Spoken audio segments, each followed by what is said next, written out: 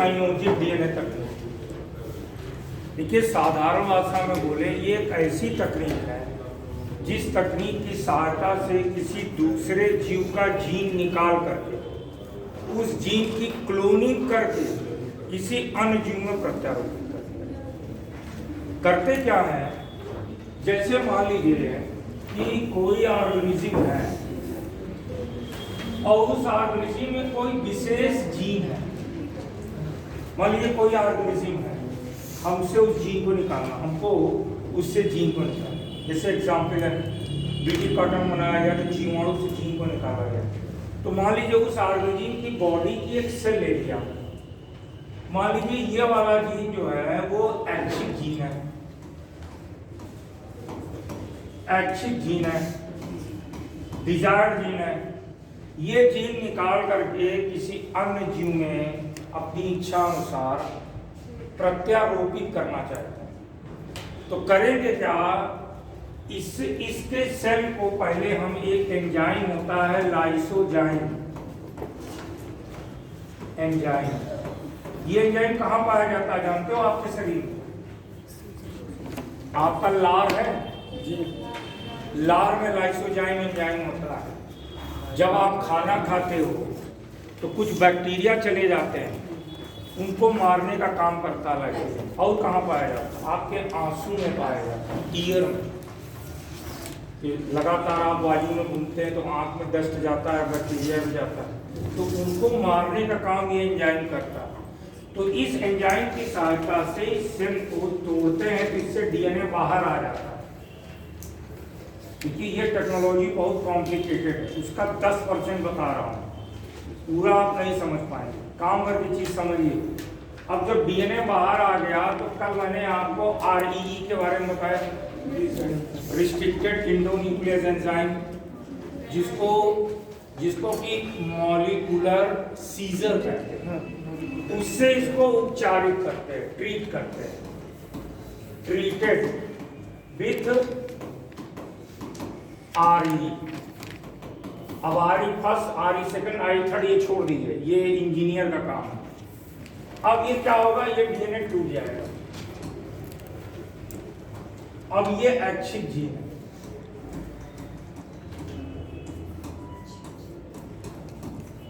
ये ऐच्छिक जीन है, ये ऐच्छिक जीन आपने सेलेक्ट कर लिया। अब ये जीन को डालना है किसी दूसरे जीन में। तो पहले काम हम ये करते हैं, जीन की फोटो स्टेट कॉपी बना लेते हैं। जैसे आप कुछ लिखते हैं तो उसका फोटो स्टेट बनाते हैं ना, बहुत सारी कॉपी बनाते हैं। अब फोटो स्टेट के लिए क्या करेंगे, यानी इसकी बहुत सारी कॉपी करेंगे, जीन की कॉपी करेंगे, अर्थात जीन क्लोनिंग करेंगे। तो उसके लिए क्या करेंगे, एक जीवाणु होता है, कुछ जीवाणु प्रकृति में पाए जाते हैं। उन जीवाणुओं में एक तो उनका जेनेटिक डीएनए तो होता ही है,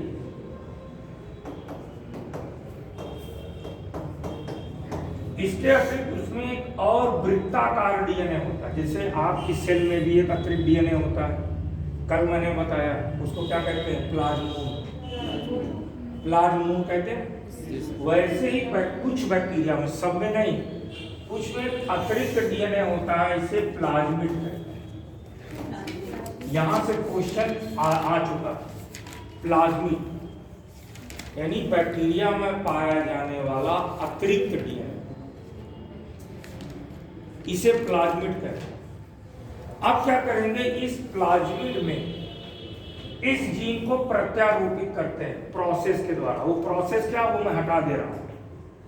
इसको पहले निकाल लेते हैं, फिर इससे आरई से ट्रीट करेंगे, टूटेगा, इसमें ला करके इसको रखते, फिर डीएनए लाइगेज एंजाइम से जोड़ेंगे। तो ये वाले जीन को इसमें क्या करते हैं, प्रत्यारोपित करते हैं, यानी इम्प्लांट कर देते हैं। अब जब इसमें ये वाला डीएनए आपने डाल दिया, इसे अब क्या कहेंगे, रिकॉम्बिनेंट डीएनए कहेंगे।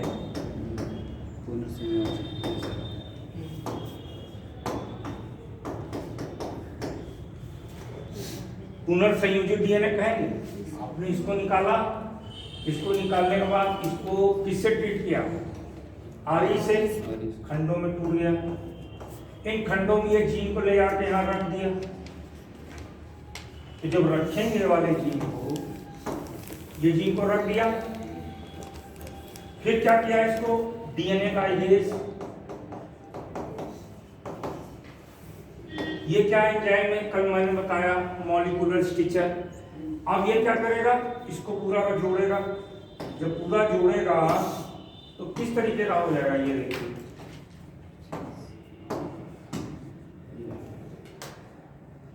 जुड़ गया। अब इसको उठा के इसमें क्या कर देंगे, बैक्टीरिया में डाल दिया उठा के।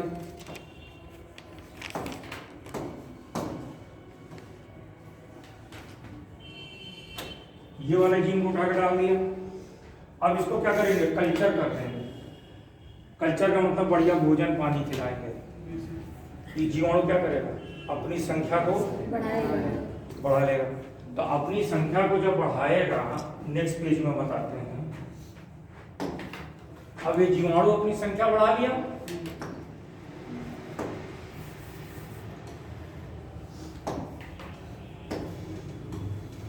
अपनी संख्या बढ़ा लिया,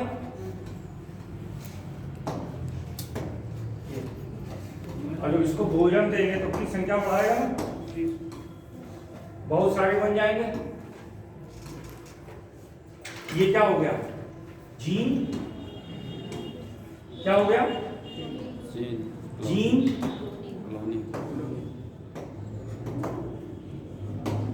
जीन क्लोनिंग हो गई। कौन से जीन की क्लोनिंग हो गई, जो ऐच्छिक जीन था।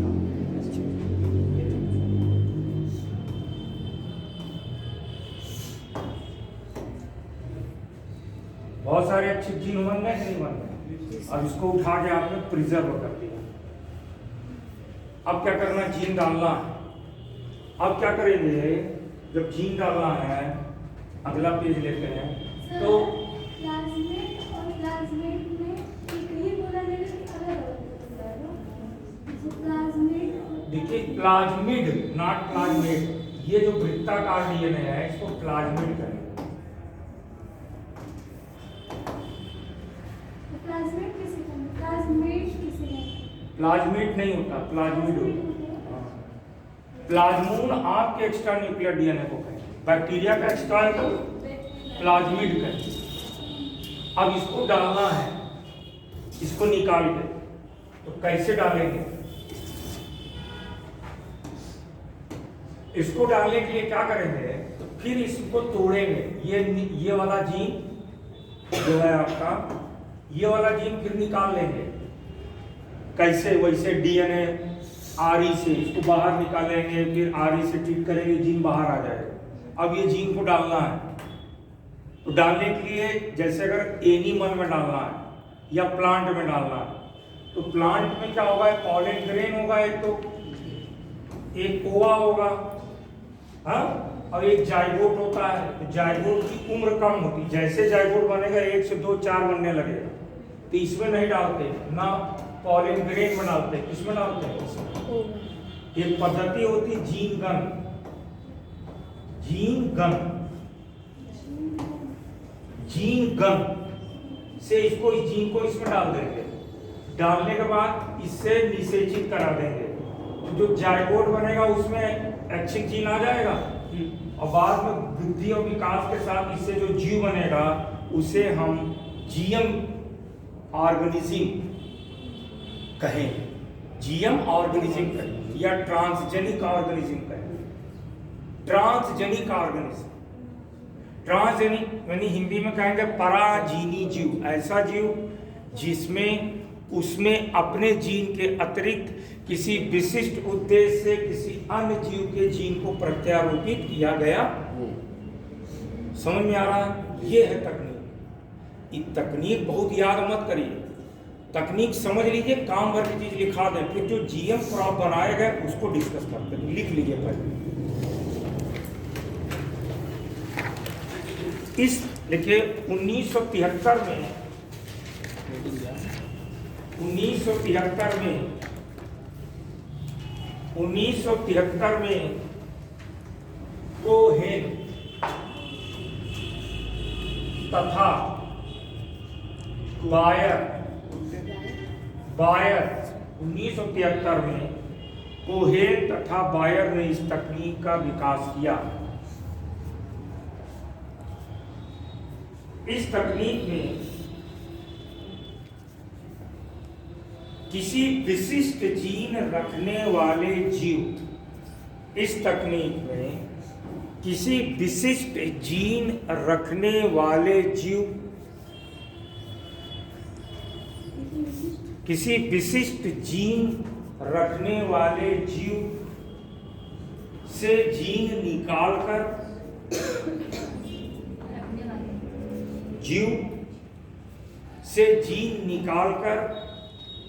जीवाणु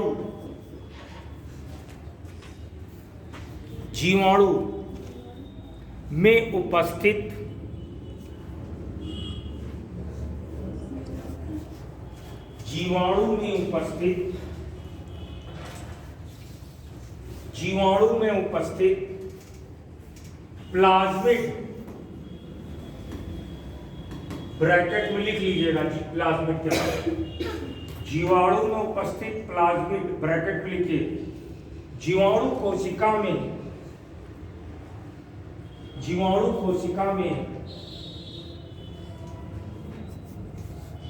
उसके आनुवांशिकी पदार्थ के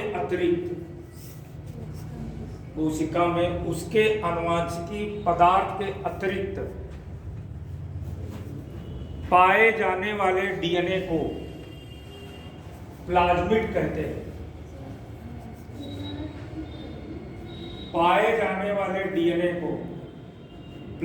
कहते हैं। ब्रैकेट क्लोज करिए।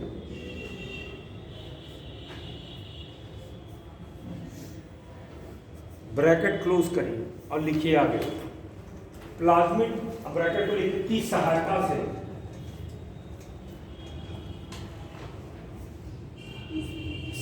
से उस विशिष्ट जीन की क्लोनिंग कर लेते हैं और इस जीन को इच्छा अनुसार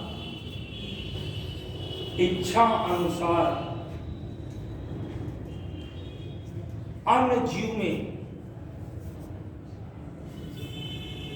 प्रत्यारोपित कर देते हैं।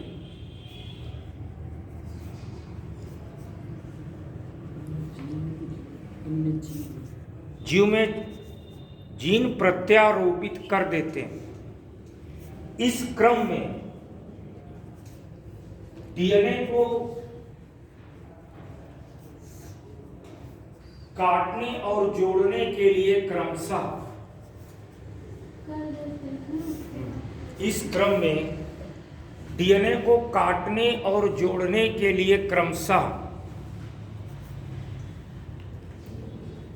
REE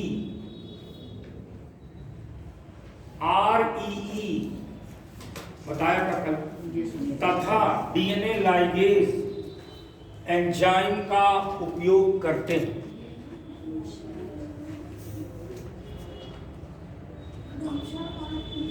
REE तथा डीएनए लाइगेज एंजाइम का उपयोग करते हैं। इस प्रकार इस तकनीक की सहायता से जीएम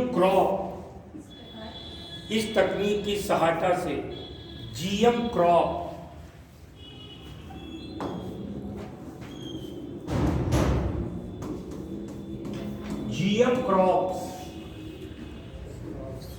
का निर्माण किया जाता है। अब थोड़ा समझते हैं जीएम क्रॉप के संदर्भ में और इसको हाइब्रिड क्रॉप से तुलनात्मक अध्ययन करते हैं। ठीक है, देखिए आज के समय में अगर एग्रीकल्चर को हम समझें तो पुरातन समय में क्योंकि ये जो टॉपिक है ये साइंस में एग्रीकल्चर का एक टॉपिक होता है प्लांट ब्रीडिंग, पादप प्रजनन। तो ये पादप प्रजनन से संबंधित टॉपिक है। तो पहले क्या करते थे एग्रीकल्चर में, अच्छी किस्म के फसल को बनाने के लिए पुरातन समय में कुछ तरीके का इस्तेमाल करते थे। जैसे एक तरीका होता था मास सिलेक्शन। मास सिलेक्शन करते थे। मास सिलेक्शन में कुछ नहीं था, ये कोई विज्ञान नहीं, ये प्रकार का आर्ट है। जैसे बहुत सारी फसलें लगी हैं, गेहूं या किसी भी कोई फसल लगी है, ठीक है। अब इस फसल में जो उत्कृष्ट किस्म का पौधा, जो स्वस्थ पौधा, अच्छा पौधा, जैसे ये वाला स्वस्थ है, मान लीजिए ये स्वस्थ है, ये स्वस्थ है, तो इनके बीज को अलग से एकत्रित कर लिया जाता है, ठीक। फिर अगले फील्ड में, अगले खेत में इसको लगा दिया, फिर इसमें सेलेक्ट कर लिया। 8-10 पीढ़ी तक सेलेक्ट करते थे, तब एक वैरायटी रिलीज होती थी। ये पुरातन समय। फिर जब हाइब्रिडाइजेशन की खोज होती, पहले मानव ने ये समझा कि पुष्प में भी लैंगिक जनन होता है, यानी पुष्प में परागण होता है, ये समझा। तब एक तकनीक आई जिसको कहते हैं हाइब्रिडाइजेशन, जिसके फलस्वरूप हाइब्रिड क्रॉप बनाए गए। तो जो हाइब्रिड क्रॉप होते थे वो क्या होते थे, उसका कैसे उपयोग करते थे? हाइब्रिड क्रॉप्स का उपयोग विश्व स्तर पर आज भी किया जाता है। अब हाइब्रिड क्रॉप क्या होता है? जैसे गेहूं की 2 वैरायटी है, समझिएगा इसको। मान लीजिए गेहूं की वैरायटी ए है और गेहूं की वैरायटी बी है। गेहूं ए की वैरायटी हाई यील्डिंग वैरायटी है। हाई यील्डिंग समझो, ज्यादा उत्पादन देती है। लेकिन डीएस है, डीएस का मतलब डिजीज ससेप्टेबल, ये रोगग्राही है। वैरायटी भी क्या है? लो यील्डिंग वैरायटी है, लेकिन डीआर है, डिजीज रेजिस्टेंस है। अब इन दोनों में क्रॉस कराया जाता था, प्राकृतिक क्रॉस होता था। क्रॉस का मतलब क्या होता था? इसका परागकण इस पे या इसका परागकण इस पे। तो वैरायटी सी आ गई। अब आप क्या चाह रहे हो? आप चाह रहे हो कि ये वाला गुण इसमें चला जाए। आप तो यही चाह रहे हो ना, जो फसल हो ज्यादा उत्पादन दे और रोग उसमें ना हो, रोग रोधी हो। जरूरी है कि जो आप चाह रहे हो वही होगा। मान लीजिए ये वाला गुण इसमें चला गया, तब क्या करेंगे? तो काफी मेहनत करनी पड़ती थी। लेकिन हाइब्रिड क्रॉप कहते हैं जिसमें वो फसल जिसको 2 विविधता युक्त गुण रखने वाली फसलों को जब आपस में क्रॉस कराया जाए, उसके फलस्वरूप जो अगली पीढ़ी में फसल आती है उसे हाइब्रिड कहते हैं। 2 विविधता युक्त गुण वाली फसलों को जब आपस में क्रॉस कराया जाए, अगली पीढ़ी में उत्पन्न जो फसल होगी उसे क्या कहेंगे? हाइब्रिड। समझ रहे हो? इसमें प्राकृतिक रूप से क्रॉस कराया जाता है, कोई जेनेटिक इंजीनियरिंग उपयोग नहीं करते। और जरूरी नहीं कि जो आप चाह रहे हैं वही हो, जरूरी नहीं है ना, मेहनत करनी पड़े, कभी सफल हुए कभी सफल नहीं हुए। अब अगर बात करें जीएम क्रॉप की, जीएम क्रॉप को 2 वर्गों में बांटा जाता है। एक तो होती है सिसजेनिक क्रॉप्स, दूसरी होती है ट्रांसजेनिक क्रॉप।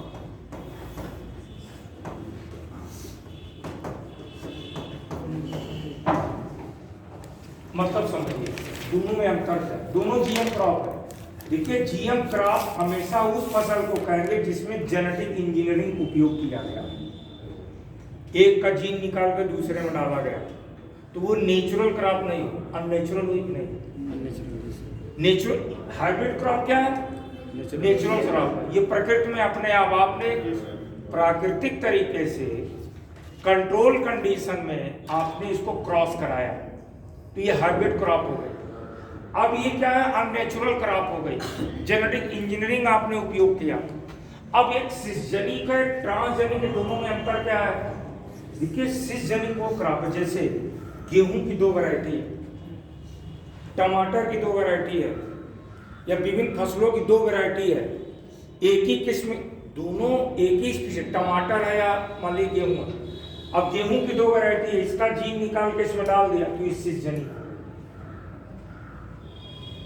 समझ रहे ना? एक ही प्रजाति के जीवों के बीच में अगर जीन ट्रांसफर करें तो सिसजेनिक।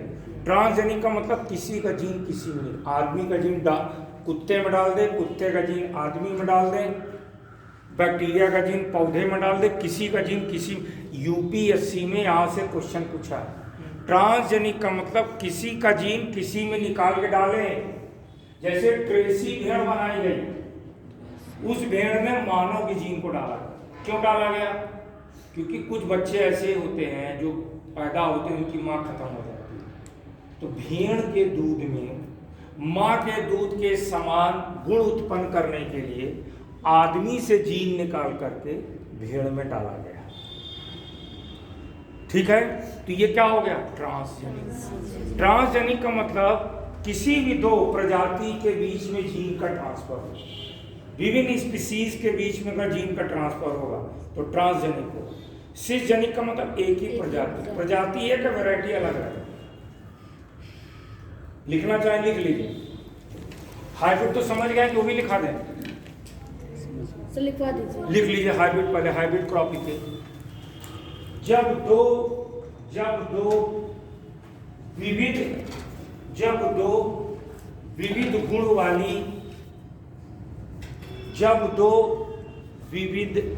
विविध गुण वाली फसलों को प्राकृतिक रूप से क्रॉस कराकर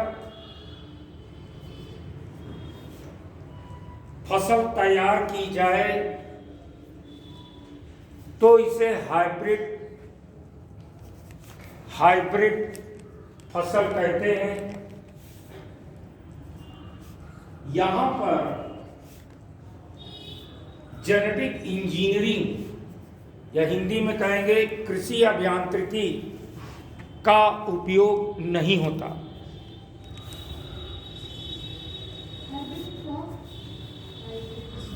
हाइब्रिड फसल कहते हैं। यहाँ पर कृषि अभियांत्रिकी या जेनेटिक आनुवांशिकी अभियांत्रिकी का उपयोग नहीं होता।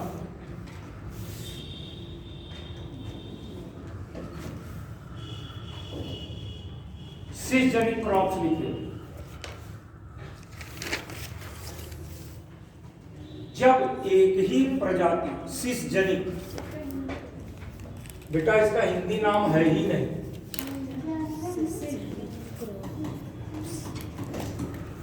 इसका ट्रांसजेनिक को पराजीनी फसल कह सकते हैं, पराजीनी कह सकते हैं। सिसजेनिक का हिंदी वर्ड नहीं, इसको सिसजेनिक लिखिए, सिसजेनिक क्रॉप्स लिखिए।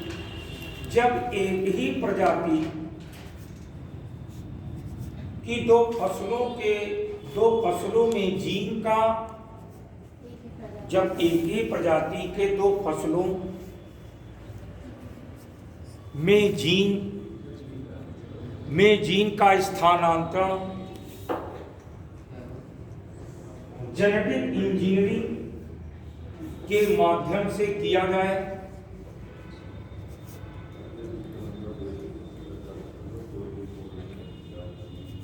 तो इसे सिसजेनिक क्रॉप्स कहते हैं।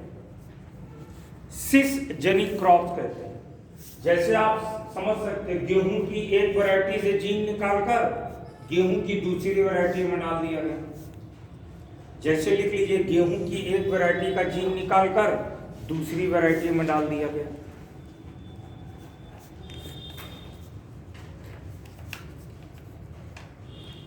ठीक है।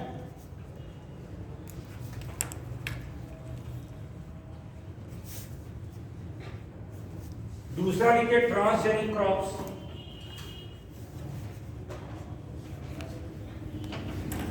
ट्रांसजेनिक क्रॉप में लिखिए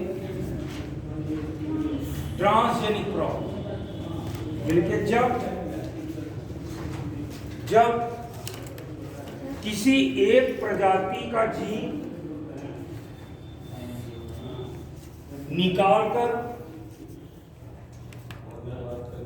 किसी अन्य प्रजाति के जीव में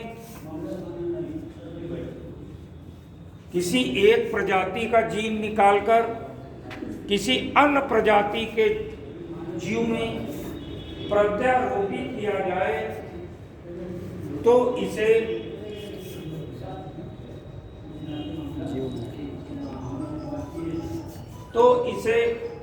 ट्रांसजेनिक क्रॉप्स कहते हैं। जैसे जीवाणु का जीन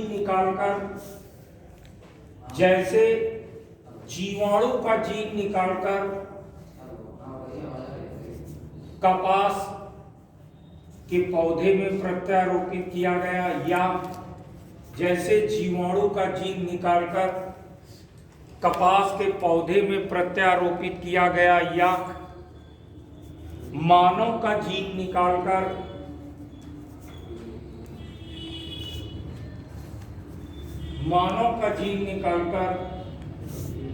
भेड़ में प्रत्यारोपित किया गया। समझ गए? अर्थात क्या हुआ कि ये दोनों को हम क्या कहेंगे, जीएम क्रॉप्स। यहां पर हम जेनेटिक इंजीनियरिंग का उपयोग कर रहे हैं, इसमें जेनेटिक इंजीनियरिंग का उपयोग नहीं कर रहा है। अब समझिए मुद्दा, बहुत सारी फसलें बनाई गई। अब यहाँ पर मुद्दा आता है, मुद्दे को समझना है। आप देखिए, अगर आप हाइब्रिड क्रॉप बनाते हैं, जिसे वर्तमान में देखें हाइब्रिडाइजेशन की प्रक्रिया का उपयोग करके बहुत सारी फसलें बनाई गई, उन फसलों की पहले चर्चा करते हैं। जैसे हाइब्रिडाइजेशन तकनीक का उपयोग करके आप अगर जाएंगे तो आपको कई सारी फसलें मिलेंगी। जैसे कि हाइब्रिडाइजेशन तकनीक का उपयोग करके एक ट्रिटिकेल बनाया गया था, ट्रिटिकेल। ये एक ऐसी फसल थी जिसमें गेहूं और राई, गेहूं जानते हैं जी सर, यानी ये ट्रांसजेनिक फसल हो गई, दोनों अलग प्रजाति। तो इसको चूंकि हाइब्रिडाइजेशन किया गया तो इसमें जेनेटिक इंजीनियरिंग का उपयोग नहीं किया गया, तो इसको हम ट्रांसजेनिक क्रॉप नहीं कहेंगे, इसको हाइब्रिड क्रॉप कहेंगे। लेकिन इसको क्या किया गया था, वीट और राई से क्रॉस करके इसको बनाया गया। ट्रिटिकेल नाम क्यों पड़ा? वीट का बॉटनिकल नेम है ट्राइटिकम ड्यूरम, और टाइटिकम स्टिवम कई है, और राई को कहते हैं सिकेल,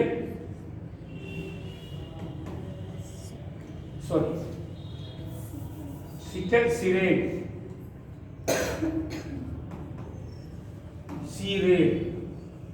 तो जो ट्रिटिकेल वर्ड बना, इससे और इससे बना, ये फसल बनाई गई किससे? हाइब्रिडाइजेशन के द्वारा। ये जो फसल बनी ये गेहूं से मिलती जुलती थी। ये 1990 के दशक के आसपास की बात। उसके बाद एक और फसल बनाई गई, रैपनो ब्रासिका।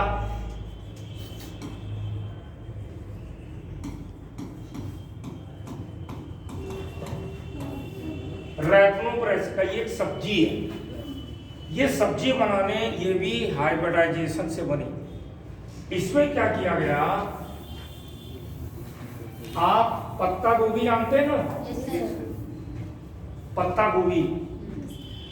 गोभी में ऊपर का माल खाते हैं और मूली में नीचे का माल खाते हैं। तो एक रशियन वैज्ञानिक ने सोचा कुछ ऐसा करें कि नीचे का भी माल खाए, ऊपर का भी माल खाए। नीचे मूली की तरह आया, ऊपर पत्ता गोभी की तरह आया, उल्टा। नीचे का माल आया पत्ता गोभी की तरह, ऊपर का माल आया मूली की तरह। तो इतिहास के पन्ने में पड़ा रहेगा। अब इसका नाम रैपनो ब्रासिका क्यों है? क्योंकि जो मूली है, मूली और पत्ता गोभी, इसको कहते हैं रैपनस सटाइवा। सटाइवा ये मूली का बॉटनिकल नेम है। ये ब्रासिका ओलेरेसी,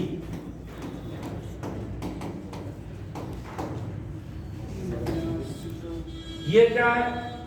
ये पत्ता गोभी का बॉटनिकल नेम है। तो देखिए रैपनो वर्ड यहां से आया, अब ब्रासिका वर्ड अब ये फसल इतिहास के पन्ने में पड़ी रही, इसका कोई उपयोग नहीं रहा। इसी तरह से पोमैटो बनाया गया, पोमैटो आलू टमाटर से क्रॉस करके, पोटैटो टोमेटो से क्रॉस करके पोमैटो बनाया गया। ये भी बहुत उपयोगी नहीं हुई, इतिहास के पन्नों में पड़ी रही।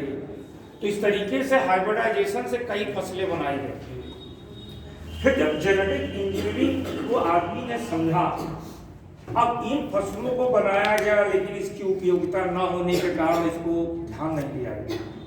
फिर जब जीएम क्रॉप बनाई गई, जो तकनीक मैंने बताई, उसमें एक तो बीटी कॉटन बना, अब इसकी चर्चा करते हैं डिटेल में। फिर गोल्डन राइस बना, फिर अधिक लोहा जस्ता वाला धान बना, अधिक लोहा और जस्ता वाला धान बना। फिर सुपर पोटैटो बना, फिर DMH 11 बना। ऐसे कई सारी फसलें बनाई गई। लेकिन यहां पर एक मुद्दा है, ये फसलें जो बनाई गई इसको क्यों नहीं उगाया जा रहा है? जो सुपर पोटैटो, इसको प्रोटीन रिच कर दिया गया, क्योंकि आलू में कार्बोहाइड्रेट ज्यादा मिलता है। अगर भारत को देखें आप, तो भारत में पश्चिम बंगाल है, बिहार, जहां आलू प्रमुख भोजन है, आलू और चावल। अब ये पोटैटो इसलिए बनाया गया क्योंकि इसमें, इस पोटैटो में क्या खास बात है कि इस पोटैटो में कार्बोहाइड्रेट के साथ में इस पोटैटो में प्रोटीन को संश्लेषित करने वाले जीन को डाला गया, यानी ये प्रोटीन युक्त हो गया। गोल्डन राइस जो हुआ, विटामिन ए युक्त कर दिया गया। अधिक लोहा और जस्ता वाला धान, ये आयरन और जिंक युक्त कर दिया गया, क्योंकि आयरन क्या है, आपके आरबीसी से संबंधित। भारत में लगभग आप देखेंगे 40 से 42% से अधिक महिलाएं एनीमिया से ग्रस्त हैं। तो ये आयरन इसलिए डाला गया। जस्ता का संबंध पुरुष से होता है, पुरुष में अगर जस्ते की कमी हो जाए तो पुरुष बांझ हो जाता है, स्टेराइल हो जाता है। इस संदर्भ में इसको, इस फसल को बनाया गया। बीटी कॉटन इसलिए बनाया गया क्योंकि जो कपास उगाते हैं तो कपास में बालवुन नामक कीड़ा लगता है। बालवुन समझ रहे हो, के ऊपर ऐसे से चलता है, ऐसे पत्तियों को खाता है तो फसल को नुकसान होता है। तो इस फसल को में जीवाणु से जीन डाल के इसको बनाया गया। तो जब ये फसल बनाई गई तो इनको, इनकी व्यावसायिक खेती की अनुमति इसको क्यों नहीं दी जा रही? अब देखिए, ये जो फसल बनाई गई ये अननेचुरल है ना, प्राकृतिक रूप से तो बन नहीं रही। आपने जीन निकाल के डाला। अब इन फसल को उगाने से, अब जैसे इसके बाद बीटी ब्रिंजल भी बना,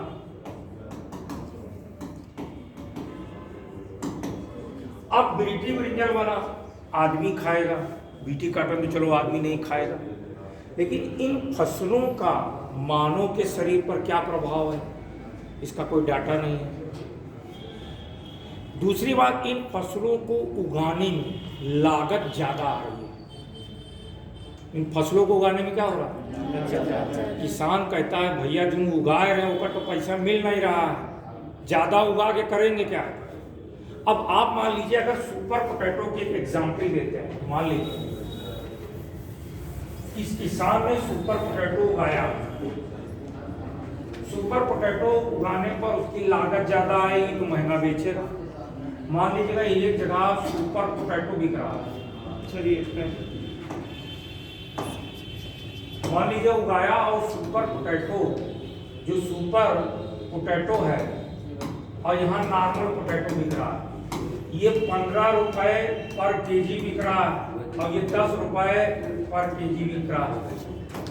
तो एक आम आदमी को कैसे कन्विंस करूंगा सुपर पोटैटो? कहीं बेवकूफ बना मत है, हम 10 में मिले तो कहे हमें इतना महंगा ली। उसको कैसे समझाएंगे कि सुपर पोटैटो में प्रोटीन युक्त है, क्योंकि किसान की लागत ज्यादा आ रही है। तो ये सब इशू आ रहे हैं। दूसरी बात देखिए, कृषि में क्या होता है, लो इनपुट हाइपोथेसिस होती है। लो इनपुट हाइपोथेसिस का मतलब होता है कम लागत की संकल्पना। तो जितनी भी जीएम क्रॉप है वो कम लागत की संकल्पना का पालन नहीं कर रहे, लागत ज्यादा आ रही। दूसरी बात, जैसे आपने बीटी कॉटन बनाया, इसके अलावा एक एचटी बीटी कॉटन भी बना, इसके बारे में बात करते हैं। एचटी बीटी कॉटन भी बना। अब ये जो फसलें बनाई गई, इसका मानव शरीर पर या हमारे पर्यावरण पर या अन्य जैसे जीवों पर, जैसे भी कॉटन को उगाया गया या इन फसलों को उगाया गया, अन्य जीवों पर, पर्यावरण पर इसका क्या प्रभाव होगा, इसके बारे में कोई डाटा नहीं। तो जब इन फसलों को आप तैयार करते हैं तो एक MOEFCC शायद नाम आपने सुना होगा,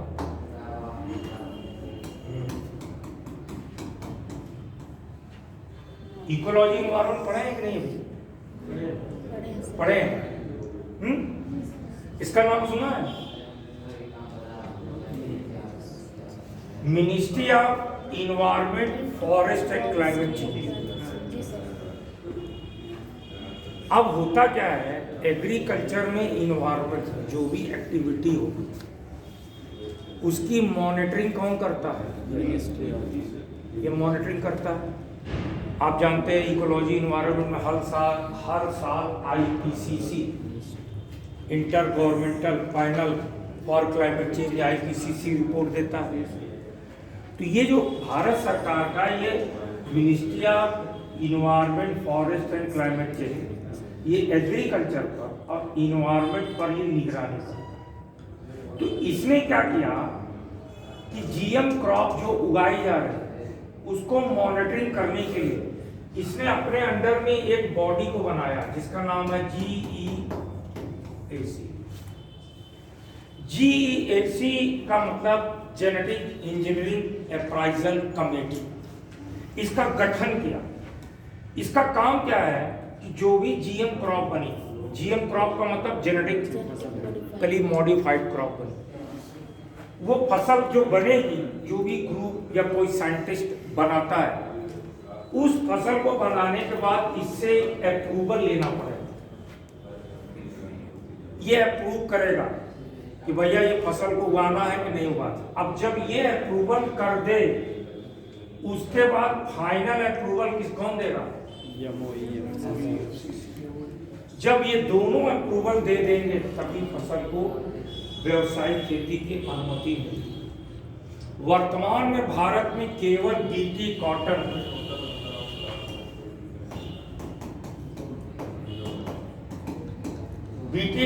को व्यावसायिक खेती की अनुमति, इसकी 2 वैरायटी बनी है। एक तो है बाल गार्ड फर्स्ट और एक है बाल गार्ड सेकेंड। इसको अनुमति 2002 में मिली, इसको अनुमति सेकंड को मिली 2006। केवल यही 2 फसल ऐसी है जिनको व्यावसायिक खेती की अनुमति मिल चुकी है। अभी अन्य जितनी भी फसलें हैं वो लाइन में लगी हुई है, क्योंकि कुछ को अनुमति GEAC ने दे दी।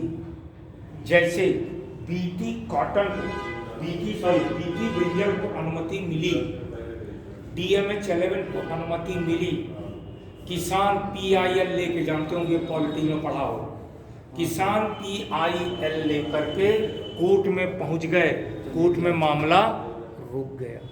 2022 में DMH11 को अनुमति मिल गई, लेकिन बाद में MOEFCC ने रोक दिया।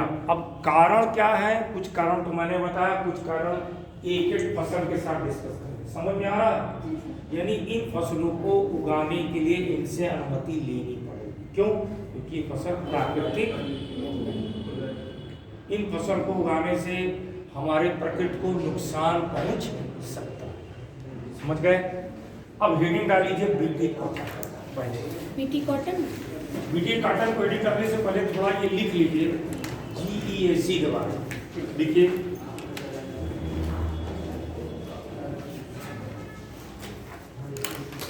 GEAC का फुल फॉर्म लिख लीजिए, जेनेटिक इंजीनियरिंग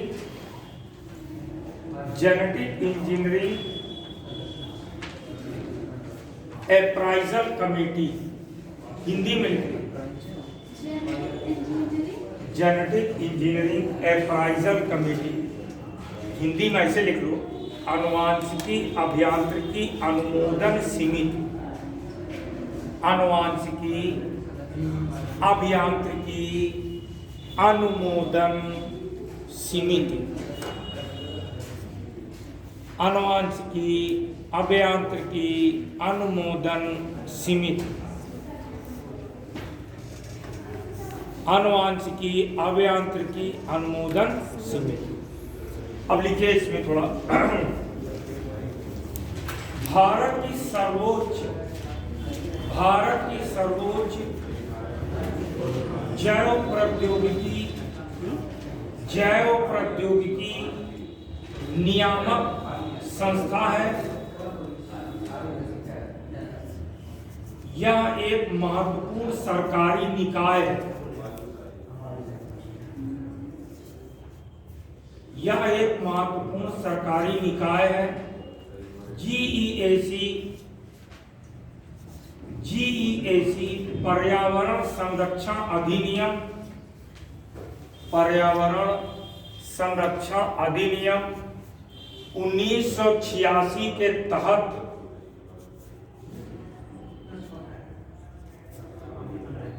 अधिसूचित 1986 के तहत अधिसूचित खतरनाक सूक्ष्मजीवियों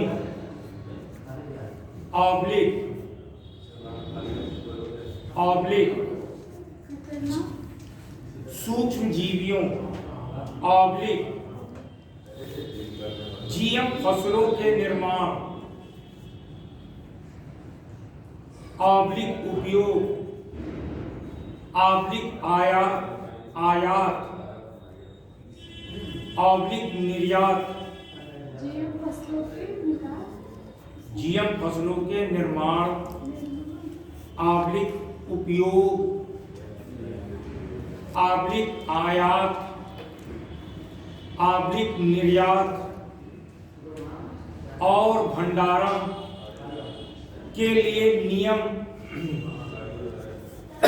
1989 के तहत 1989 के तहत गठित एक वैधानिक निकाय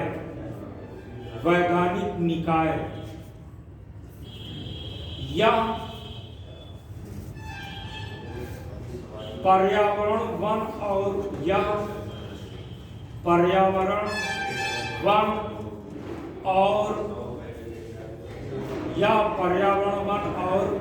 जलवायु परिवर्तन मंत्रालय के तहत कार्य करता है। ब्रैकेट में लिख लीजिए MOEFCC, उसी का फुल फॉर्म लिखा है। Ministry of environment forest and climate, उसी की हिंदी लिखा है, के तहत काम करता है। एक फसल पे आते हैं। इसको बेटा आपने पॉलिटी में पढ़ा होगा या इकोलॉजी इन्वायरमेंट पढ़ा होगा। एक मिनिस्ट्री है, ministry of environment forest and climate. Environment का मतलब पर्यावरण, वन का मतलब जंगल, क्लाइमेट चेंज का मतलब जलवायु परिवर्तन। ये मिनिस्ट्री इस पर नजर रखती है, मॉनिटरिंग करती है। तो इस मिनिस्ट्री ने ये ग्रुप को बनाया जिसका नाम है GEAC, genetic engineering appraisal committee या आनुवांशिकी अभियांत्रिकी अनुमोदन समिति। इसका काम क्या है, जितनी भी GM क्रॉप बनती है उस पर ये नज़र रखती है। उस पर नज़र कैसे रखती है, ये देखती है कि ये फसल उगाएंगे तो पर्यावरण को कोई नुकसान तो नहीं है, आदमी को कोई नुकसान तो नहीं है, पशु पक्षियों को कोई नुकसान तो नहीं, इस पर यह नज़र रखती है। तो जब आप GM क्रॉप बनाएंगे तो इससे अनुमति लेनी पड़ती है, ठीक है।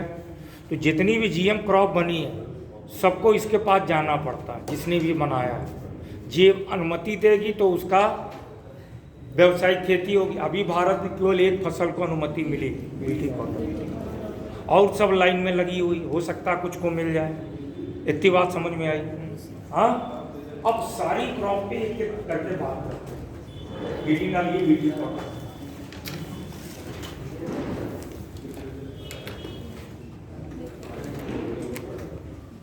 अब बीटी कॉटन क्या है, आइए इसको समझते हैं। देखिए, बीटी से अर्थ है, बीटी से अर्थ है बैसिलस थ्यूरिजिएंसिस। बीटी से अर्थ है बैसिलस थ्यूरिजिएंसिस। यह मिट्टी में पाया जाने वाला जीवाणु है।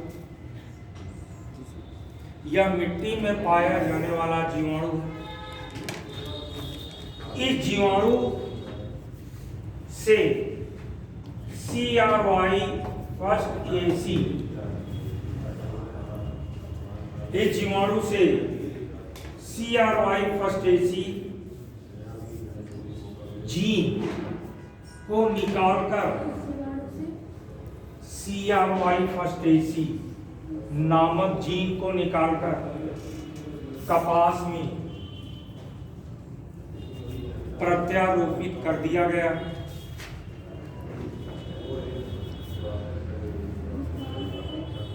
कपास में प्रत्यारोपित कर दिया गया, जिसके फलस्वरूप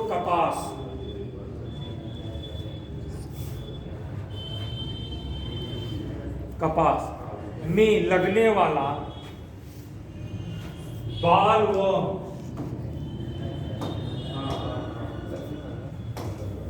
नामक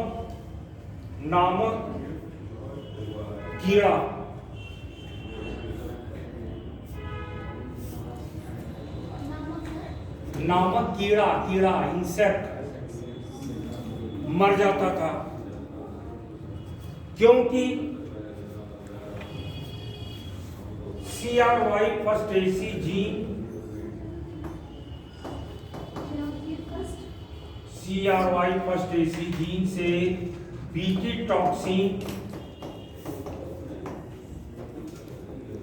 टॉक्सिन नामक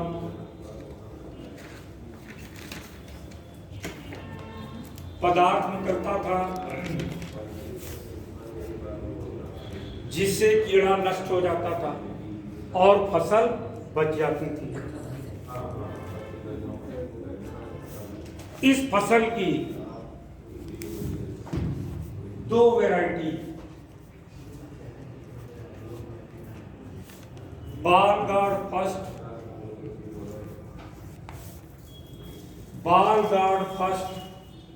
और बालगार्ड सेकंड,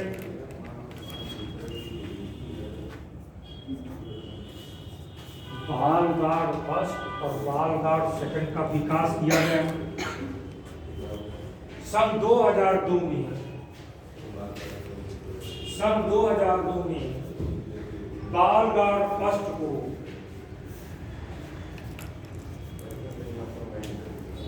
GEAC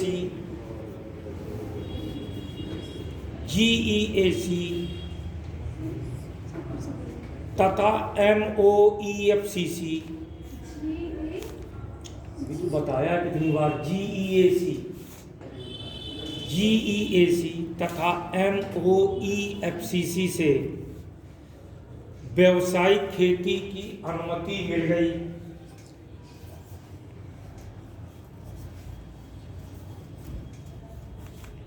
और 2006 में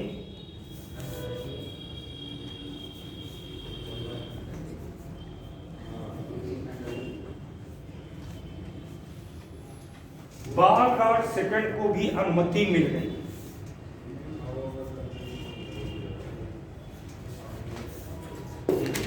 वर्तमान में यही एक ऐसी फसल है,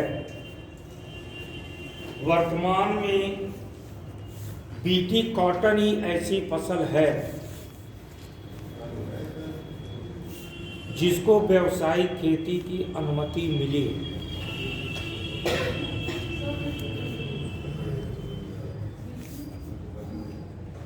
वर्तमान में बीटी कॉटन ऐसी फसल है जिसको व्यावसायिक खेती की अनुमति मिली है। ठीक है। अब देखिए, बात करते हैं अगली फसल की, गोल्डन राइस की।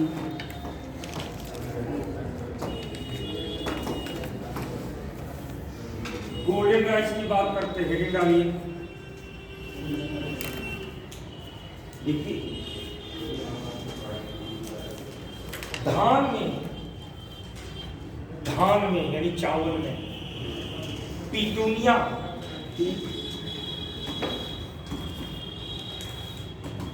ये क्या है? जाड़े में जो पुष्प देने वाले पौधे होते हैं ना, उसी से जीन निकाल के धान में डाला जाए। धान में पिटूनिया नामक पौधे से जीन निकालकर प्रत्यारोपित किया गया है, जिससे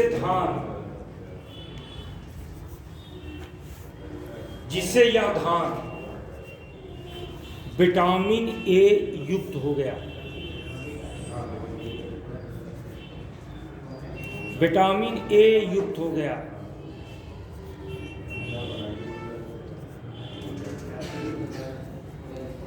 विटामिन ए युक्त हो गया। गोल्डन राइस की वैरायटी लिखिए, GR फर्स्ट और GR 2 है। गोल्डन राइस की दो वैरायटी है, GR फर्स्ट और GR 2। GR 1 और GR 2 का विकास किया गया। GR का मतलब golden rice first, golden rice second का विकास किया गया। इसको व्यावसायिक खेती की अनुमति नहीं मिली।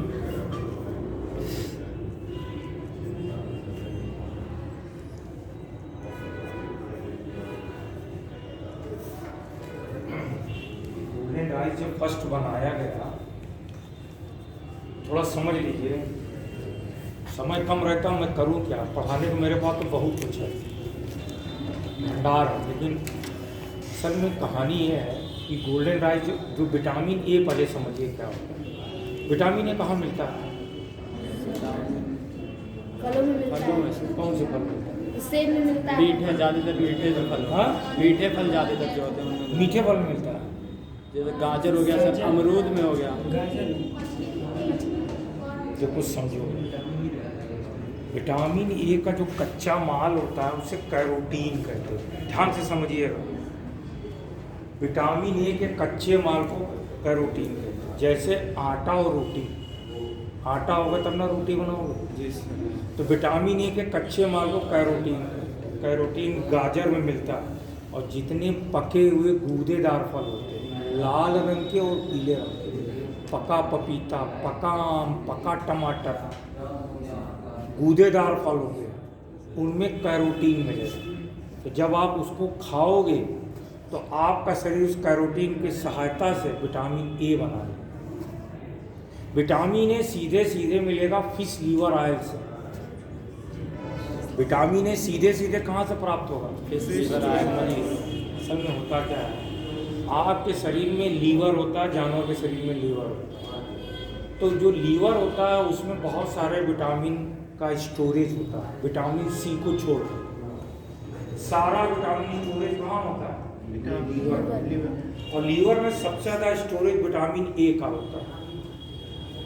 इसीलिए जो मछली है, जैसे पोलर बियर, जितने भी जानवर हैं, उन जानवर का जो कलेजी खाते हो, लीवर खाते हो, तो उसमें विटामिन ए सीधे सीधे मिलेगा। गाजर में विटामिन ए नहीं मिलेगा, कैरोटीन मिलेगा। जब वो खाओगे तो आपका शरीर विटामिन ए बनाता है। उसी तरह से ये जो फसल बनाई गई, ये कैरोटीन युक्त की गई, भले मोटे तौर पे आप विटामिन ए युक्त करें। तो जब गोल्डन राइस फर्स्ट बनाई गई तो लोगों ने खाया, तो कंप्लेन ये थी कि उसमें कैरोटीन है लेकिन लोगों को मिला नहीं। कैरोटीन लिया लेकिन वो बना के जब तक पहुंचा उसमें कैरोटीन गायब हो गया। तो GR 2 बनाया गया। GR2 में यह कहा गया कि इस प्रॉब्लम को दूर कर दिया गया, लेकिन समस्या क्या, लागत ज़्यादा। लागत ज़्यादा रही तो किसान इंटरेस्टेड, तो गोल्डन राइस समझ गए।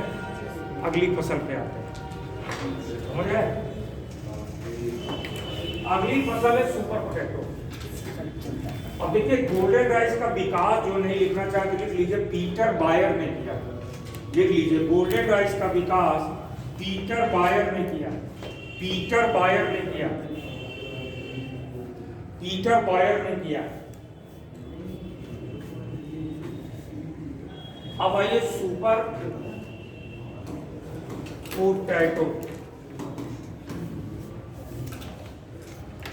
इसमें क्या किया है, रामदाना जानते हैं, रामदाने के लड्डू खाते हैं गुड़ और चीनी मिला के, तो रामदाने से जीन निकाल करके आलू में डाला गया। तो इसे ये आलू क्या हो गया, कार्बोहाइड्रेट साथ प्रोटीन रिच होगा, लिख लीजिए। और रामदाना से जीन निकाल कर आलू में प्रत्यारोपित किया गया। रामदाना से जीन निकालकर आलू में प्रत्यारोपित किया गया, जिसके फलस्वरूप सुपर पोटैटो बना। यह सुपर पोटैटो कार्बोहाइड्रेट के साथ प्रोटीन बहुल हो गया। कार्बोहाइड्रेट के साथ प्रोटीन बहुल हो गया। देखिए कृषि में जीएम क्रॉप बनाने का आशय क्या था, पॉइंट बताइए, क्यों बनाया गया। उत्पादन में वृद्धि। अगर कहें कि जीएम क्रॉप बनाने का कारण क्या था, पहला उत्पादन में वृद्धि, दूसरा कीट रोधी।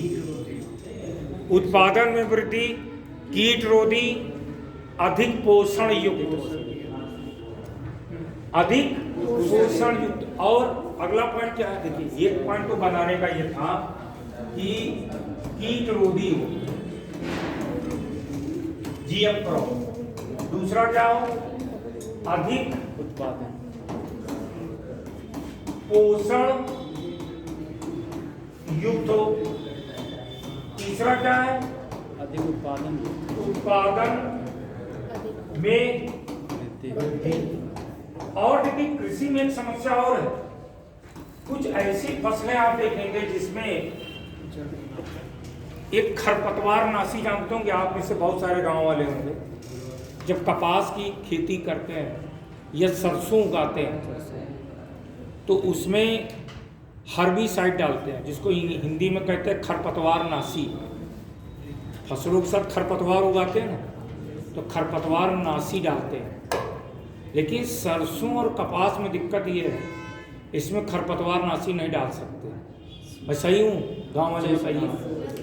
अगर इसमें खरपतवार नाशी डालेंगे तो सरसों फसल भी खुदे नष्ट हो जाता है, बहुत डेलिकेट प्लांट।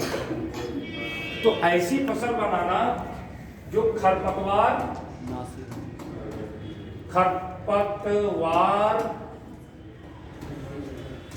नाशी रोधी है। यानी फसल लगी है उसमें हम ऐसा जीन डाल दें कि खरपतवार तो नष्ट हो जाए, जैसे सरसों है, फसल आपकी बच जाए। ठीक है, तो ये सारे गुण आपकी फसलों में होना चाहिए। कीट रोधी हो। तीसरा पांचवा पॉइंट क्या है, सूखा रोधी। सूखा रोधी फसल हो, यानी ऐसी फसल हो जहां पानी की थोड़ी कमी हो जाए तो जिंदा रह जाए। तो ये प्रमुख पॉइंट है इन फसलों को बनाने में। समझ गए, जो फसल बनाए गए। विश्व में देखेंगे ज्यादातर देशों में जीएम क्रॉप नहीं उगाते। पता है आपको, जो बहुत विकसित देश है वहां जीएम क्रॉप को पूरी तरह से खारिज कर दिया गया। बीटी ब्रिंजल भारत में नहीं उगाते, यहीं की टेक्नोलॉजी लेके बांग्लादेश उगा रहा है। भारत में क्यों नहीं उगाएगा? देखिए भारत के जो टॉप के साइंटिस्ट हैं, डॉक्टर MS स्वामीनाथन का नाम सुना होगा, जिनको father of Indian green revolution कहा जाता है। बोरलॉग को फादर ऑफ ग्रीन रेवोल्यूशन कहा जाता है। तो डॉक्टर एम.एस. स्वामीनाथन ने हमेशा जीएम क्रॉप का विरोध किया। उन्होंने कहा इससे इन्वायरमेंट में, मानव में, जीवों में बहुत ज़्यादा डेंजरस कंडीशन हो सकती है।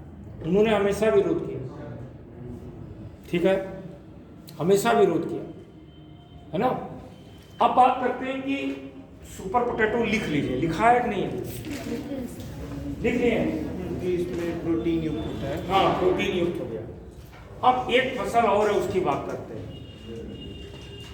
वो फसल वर्तमान में चर्चा में भी है और उस फसल का नाम है DMH11।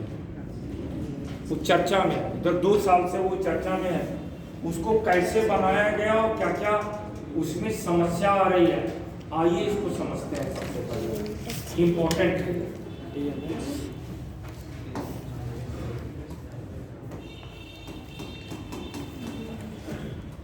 देखिए, DMH11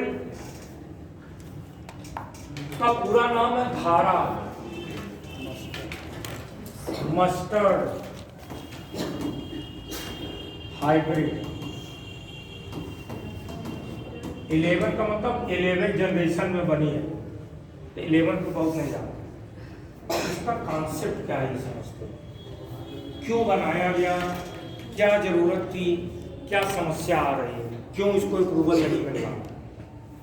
अगर हम सरसों को देखें, पहले सरसों पौधे को समझना पड़ेगा और भारत की स्थिति को समझना पड़ेगा। देखिए, अगर भारत की स्थिति में देखें तो जो डाटा मेरे पास है वो ये कहता है कि आप ये समझिए कि करीब 14 मिलियन टन जो इडेबिल ऑयल है, खाने वाला जो तेल है, इंपोर्ट करना पड़ता है देशों से। जितना आप तेल खा रहे हो भारत में नहीं पैदा होगा। 14 टन तेल बाहर से मंगाओगे तो आपका राजस्व जाएगा कि नहीं जाएगा? जाएगा। तो अच्छा खासा पैसा आपका लग रहा है। अब सरसों की कंडीशन को देखें, थोड़ा बॉटनी में चलते हैं, थोड़ा सरसों को समझते हैं कि सरसों में क्या समस्या है। अभी एक समस्या आपने बताई कि सरसों में कभी भी हर्बिसाइड का उपयोग नहीं करते, ठीक? क्यों नहीं करते? क्योंकि वो बहुत ही मुलायम पौधा है।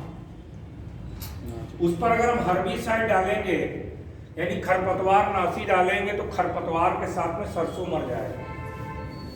अब सरसों के फ्लावर की बात करें, देखिए सरसों जो है वो self pollinated crop, self pollinated crop. Self pollinated का मतलब क्या होता है? स्वपरागण होता है।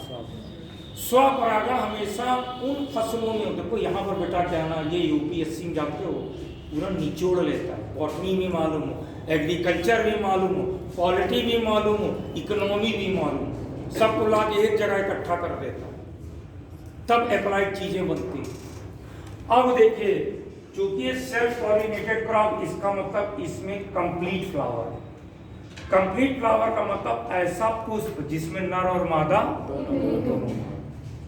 नर भाग का मतलब एंथर होता है, जिसको आप हिंदी में पुंकेसर कहते हैं। मादा भाग पिस्टिल या स्त्री केसर कहते हैं। तो जब ये पुष्प जो है वो कंप्लीट फ्लावर है। अगर पुष्प को देखें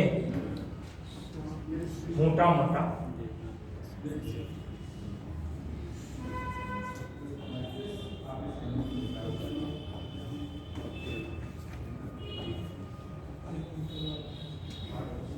ये पंखुड़ी हो गई, ये क्या हो गया? एंथर, जिसको पुंकेसर कहते हैं। ये फटेगा तो परागण निकलेगा, यहाँ पहुंचेगा, फिर अंकुरित होगा, यहाँ बीज बनेगा, मोटा मोटा ये होता है। ये कंप्लीट फ्लावर है सरसों का। यानी सरसों में दिक्कत ये है हाइब्रिडाइजेशन नहीं हो सकता। हाइब्रिडाइजेशन अपने आप नहीं हो सकता, मैनुअल हो सकता। मैनुअल का मतलब ब्रश ले ले, मेरी बात समझिए। समस्या क्या है? सरसों में 10 से 15% क्रॉस पॉलिनेशन होता है। 10 से 15% क्रॉस पॉलिनेशन। क्रॉस पॉलिनेशन का मतलब किसी एक पौधे के पुष्प का परागकण किसी दूसरे पौधे के पुष्प तक पहुंचे तो क्रॉस पॉलिनेशन ये 10 से 15% होता है। किसके द्वारा? हनी बी के द्वारा। हनी बी के मतलब मधुमक्खी के द्वारा 10 से 15%, यानी लगभग 90% स्वपरागण। जैसे पुष्प खिलेगा आपस में परागण होंगे, बीज बन गए। अब समस्या ये है कि सरसों जो हमारे पास वैरायटी है वो ज़्यादा उत्पादन नहीं देती। अगर हम प्राकृतिक तरीका पकड़े, हाइब्रिडाइजेशन कराएं तो हो सकता है उत्पादन बढ़े। लेकिन समस्या यह है कि इसमें क्रॉस पॉलिनेशन नहीं होता। एक तो यह समस्या, क्रॉस पॉलिनेशन के चांसेस कम। दूसरी समस्या, हर्बिसाइड डाले तो ये मर जाएगा। इन दोनों समस्याओं का सलूशन जो निकाला डॉक्टर दीपक पेटकर, इन दोनों समस्याओं का, यानी उन्होंने ऐसी फसल बनाई DMHL, ये हर्बिसाइड रोधी भी हो गया और हाइब्रिड भी। हाइब्रिड भी है, इसलिए देखिए क्या नाम है, धारा मस्टर्ड हाइब्रिड। हाइब्रिडाइजेशन भी कराया और हर्बिसाइड टॉलरेंस। हर्बिसाइड टॉलरेंस कहते हैं। टॉलरेंस का मतलब हिंदी में होता है सहनशील। यानी इस पर अगर हर्बिसाइड डालेंगे DMHL पर तो ये मरेगा नहीं, उसको सह जाएगा। समझ में आ रहा है? पीछे मैं कोशिश कर रहा हूँ बहुत सरल भाषा में समझाऊं, समझ में आ रहा है? अब उन्होंने जुगाड़ क्या बनाया ये देखते हैं, उनका जुगाड़ क्या था, ऐसे कैसे बनाया उन्होंने। समस्या तो मैंने बता दी, अब जुगाड़ देखिए। उस जुगाड़ को बताने से पहले एक चीज और बताते हैं, वो प्लांट ब्रीडिंग का कॉन्सेप्ट है। एक वर्ड होता है हिट्रोसिस। ये प्लांट ब्रीडिंग में हिट्रोसिस की जाती है। हिट्रोसिस होता क्या है? हिट्रोसिस का मतलब मान लीजिए कोई वैरायटी है, ठीक है, कोई वैरायटी ए है और एक वैरायटी बी है। वैरायटी ए का जो है वो लगभग समझिए कि 20 कुंटल पर हेक्टेयर उत्पादन देता है वैरायटी ए। वैरायटी बी जो है मान लीजिए वो 30 कुंटल पर हेक्टेयर ये उत्पादन देता है। अब इन दोनों वैरायटी को जब क्रॉस कराते हैं तो वैरायटी सी आता है। और अगर वैरायटी सी का उत्पादन 35 कुंटल यानी उत्पादन के संदर्भ में बढ़ जाए इन दोनों से, अपने माता पिता से वैरायटी सी का उत्पादन बढ़ जाए तो इसे हिट्रोसिस। हिट्रोसिस का मतलब दो वैरायटी को जब क्रॉस कराए, जो अगली जनरेशन में जो वैरायटी आए वो उत्पादन दोनों की तुलना में ज्यादा दे तो इसे क्या कहते हैं? ये हाइब्रिडाइजेशन का एक तरीका होता है। इसमें बहुत सारी चीजें हैं, समुंदर है बिल्कुल, काम की चीज समझिए। तो उन्होंने हिट्रोसिस का मेथड पकड़ा। ये हिट्रोसिस का मतलब जो दो वैरायटी को आपस में क्रॉस कराए और वैरायटी जो का जो उत्पादन हो वो अपने माता पिता से ज्यादा उत्पादन दे तो हिट्रोसिस का। हाइब्रिडाइजेशन का मतलब दो डिफरेंट वैरायटी को क्रॉस कर। ये 20 कुंटल पर हेक्टेयर देता है, ये 30 कुंटल पर हेक्टेयर देता है, इन्होंने क्रॉस कराया तो 35 कुंटल पर हेक्टेयर देने लगा, तो इसे हिट्रोसिस का उत्पादन के संदर्भ। अब बात करते हैं कि दीपक पेंटर साहब ने किया क्या। वो दिल्ली यूनिवर्सिटी के VC रहे, वाइस चांसलर, एग्रीकल्चरिस्ट रहे। उन्होंने किया है, आइए देखते हैं। तुमको नींद आ रही है, पानी पी लो, बहुत खराब होता है नींद। मजा नहीं आ रहा, समझ में नहीं आ रहा। नींद क्यों आ रहा है? अपने आप से पूछो ना, नींद क्यों आ रहा है? अब समझो पहले दीपक पेंटर ने किया क्या। आइए इसको देखते हैं। जीवाणु, एक सॉइल बैक्टीरिया को उन्होंने पता लगाया। सॉइल बैक्टीरिया यानी मिट्टी में पाया जाने वाला बैक्टीरिया। जैसे बीटी कॉटन क्या था, बीटी बैक्टीरिया क्या था, मिट्टी से निकाला। इन्होंने शोध करके मिट्टी से बैक्टीरिया निकाला। उस बैक्टीरिया का नाम है बैसिलस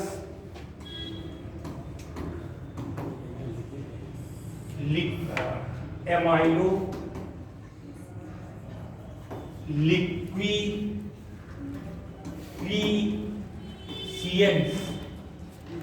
ये बैक्टीरिया का नाम है जो मिट्टी से निकाला। इस बैक्टीरिया से 3 जीन उन्होंने ढूंढे, 3 जीन, एक नहीं 3 जीन। कौन कौन से?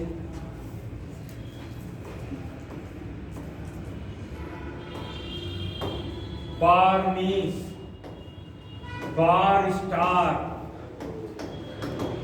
और एक है बार। ये 3 जीन उन्होंने बैक्टीरिया से निकाला। अब ये तीनों जीन में खासियत क्या ये समझते हैं? इन तीनों जीन में खासियत क्या है ये समझते हैं। अगर इस जीन को फसल में डाल दें, बार्नीस को, तो उस फसल का जो परागकण है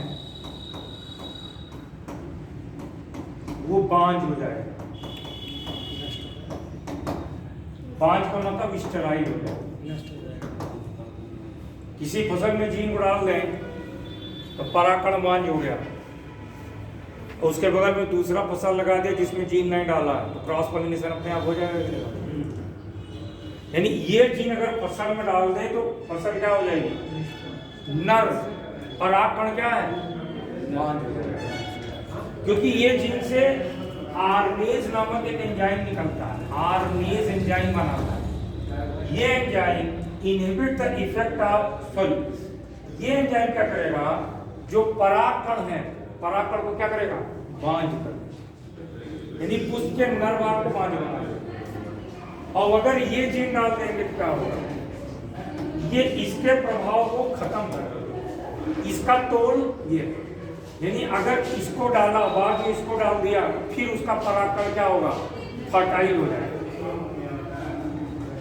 इसका तोड़ ये है, समझ गए? अभी बताते हैं कैसे उन्होंने डाला, मजा आएगा आपको। ये चीज अगर हम डाल दें तो हर्बिसाइड टॉलरेंस हो जाए। हर्बिसाइड टॉलरेंस, टॉलरेंस का मतलब खरपतवार नाशी के प्रति सहनशील। अब खरपतवार नाशी तो मार्केट में बहुत सारे आते हैं, फलानी कंपनी का, फलानी कंपनी का, फलानी कंपनी का। तो एक कंपनी है बास्टा, जो एक खरपतवार नाशी बनाती है, ग्लूफोसिनेट।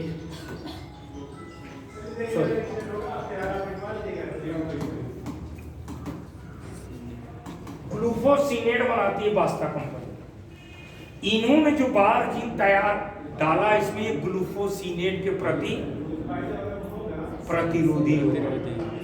यानी अब उस फसल में अगर आप ग्लूफोसिनेट नामक हर्बिसाइड का उपयोग करेंगे तो फसल ग्लूफोसिनेट के प्रति प्रतिरोधी होगा। अगर दूसरा हर्बिसाइड यूज करेंगे तो काम नहीं करेगा। तो ये 3 जीन सिलेक्ट किया। अब कैसे डाला, इतना समझ में आया? जुगाड़ देख रहे हैं? ये पूरी तरह से भारत में डेवलप क्रॉप है। अब देखिए इन्होंने किया क्या, आइए उसको समझते हैं। यहां तक समझे? अगर यार आप ध्यान से समझोगे तो ऐसा है ही नहीं ना समझ में आए। बिल्कुल समझ में आएगा अगर आप ध्यान से समझोगे। अब उन्होंने सरसों की 2 वैरायटी पकड़ी, एक भारतीय वैरायटी थी, एक विदेशी वैरायटी थी। एक variety Indian Varuna mustard variety, एक वैरायटी पकड़ी इंडियन वरुणा मस्टर्ड वैरायटी, एक वैरायटी उन्होंने ये पकड़ ली। दूसरी वैरायटी जो उन्होंने पकड़ी ईस्ट यूरोपियन अर्ली हीरा,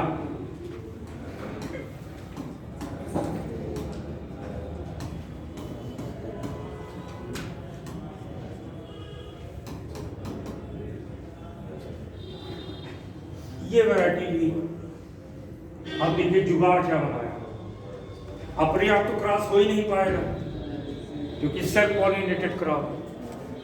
इसमें उन्होंने डाल दिया बार्नेस जीन। बार्नेस डालेंगे तो क्या होगा, नर भाग नष्ट ड्राई हो जाएगा, पुंकेसर बेकार हो जाएगा। और क्या किया, इसमें 2 जीन डाल दिया, बार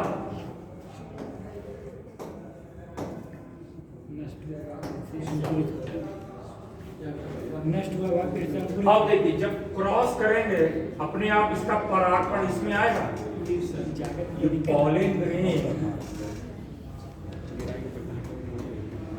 यानी ये पॉलिन ग्रेन। अब इस पॉलिन ग्रेन में ये दोनों जीन होगा कि नहीं होगा। अब पॉलिन ग्रेन जब इसमें आएगा, इसके ओवा से मिलेगा तो इन दोनों के क्रॉस से बनेगा DMH11। अब होगा क्या, तो जो पॉलिन ग्रेन जब इसमें आएगा और जो बीज बनेगा उसमें ये दोनों टकराएंगे तो दोनों का मामला खत्म हो जाएगा कि नहीं खत्म हो जाएगा। यानी DMH11 का जो नर भाग है वो फर्टाइल हो जाएगा। और आपने हिट्रोसिस भी करा दी, 2 दूरस्थ किस्मों में हिट्रोसिस करा दी। देखिए जो नियम फसलों में लागू होता है वही नियम जानवरों मनुष्यों में लागू होता है, लेकिन यहां पर इथिक्स आ जाता है, पॉलिटी आ जाता है। एक साइंटिस्ट हुआ करते थे, का नाम है गाल्टन, उनको फादर ऑफ यूजेनिक्स कहते हैं, मानव अनुवांशिकी का पिता कहते हैं। वो कहते थे जितने निकम्मे आवारा बेकार लोगों उनकी शादी नहीं होनी चाहिए, जितने इंटेलेक्चुअल उनका बहुविवाह होना चाहिए, अच्छे किस्म के मानव आएंगे। होता साला उल्टा, जो इंटेलेक्चुअल वो सदिया नहीं करता, लाइन लगा के कौन बैठा है जो झुग्गी झोपड़ी में, तो अच्छी नस्ल का मानव आएगा नहीं। जो नियम यहाँ पर देखिए, प्रकृति ने सबको एक DNA दिया है, वही नियम यहाँ भी लागू होता है। कलाम सर ने शादी ही नहीं की, आप टॉप लेवल में जो इंटेलेक्चुअल पर्सनालिटी के पास जाओगे तो शादी नहीं करते, और जो शादी देख रहे हैं जो लोअर क्लास है, हमारा आशय है कि ऐसे लोग जो पढ़े लिखे नहीं हैं, किसी काम के नहीं हैं, बहुत उन्हीं के लाइफ की उनको चिंता नहीं है। 10 हो गए बीते तो मर जाएंगे, 8 बज जाएंगे, उनको बच्चे बीमार होंगे, कहाँ पढ़ाएंगे क्या नहीं, चिंता नहीं। वो बच्चे नहीं बहुत पैदा करते, जो पढ़े लिखे इंटेलेक्चुअल है तो सदिये नहीं करते, शादी करेंगे तो एक के बाद बस एक है पैदा करते। इसीलिए गार्डन कहते थे कि जो व्यक्ति इंटेलेक्चुअल है उसका बहुविवाह होना चाहिए, लेकिन होता नहीं है ऐसा, क्योंकि यहाँ इथिक्स ऑफ पॉलिटी आती है जो साइंस के रास्ते में बाधा बनती है।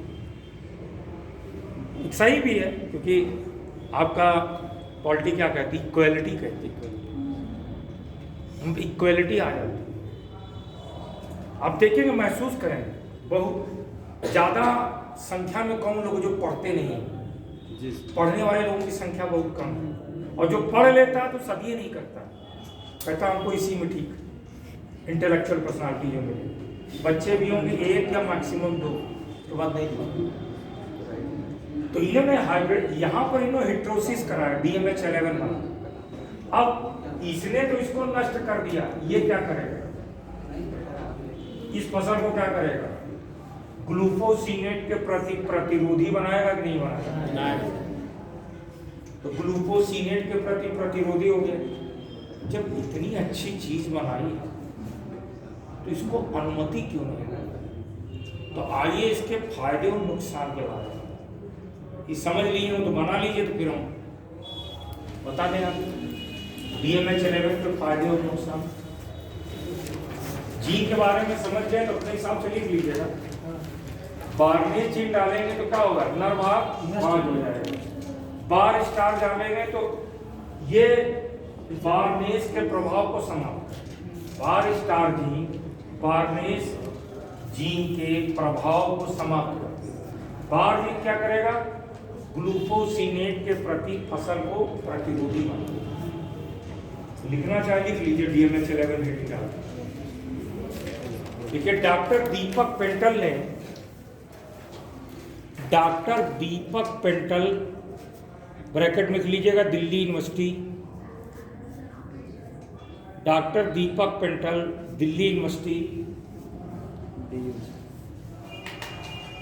के अनुसार नहीं सॉरी, डॉक्टर दीपक पेंटल ब्रैकेट में दिल्ली यूनिवर्सिटी ने बैसिलस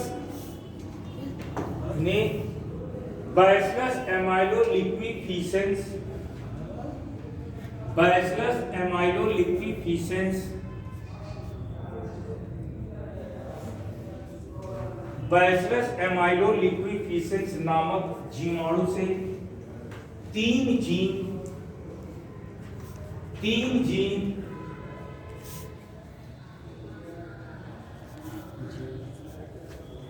जीन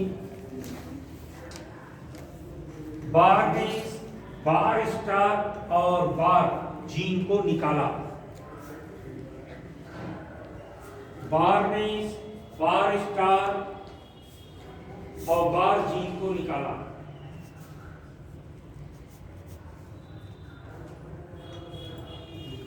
यदि बारनेस जीन को फसल में डाला जाता है तो उसके पुष्प का नर भाग बांझ हो जाता है। यदि बारनेस जीन को फसल में डाला जाता है तो उसके पुष्प का नर भाग बांझ हो जाता है।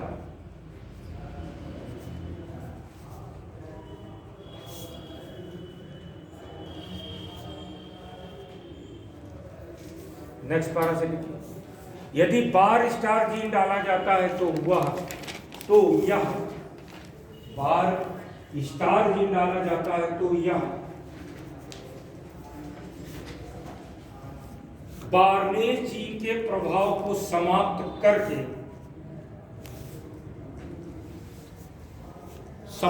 करके पुष्प के नर भाग को पुनः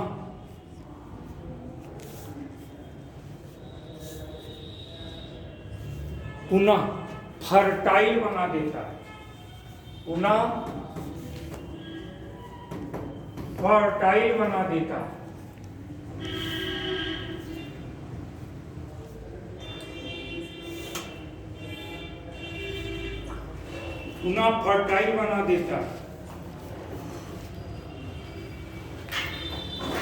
इस प्रकार इन्होंने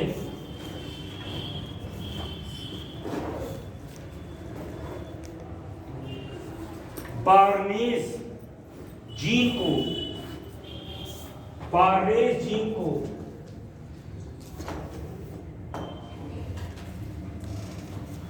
सरसों की इंडियन वर्ना मस्टर्ड वैरायटी में प्रत्यारोपित किया।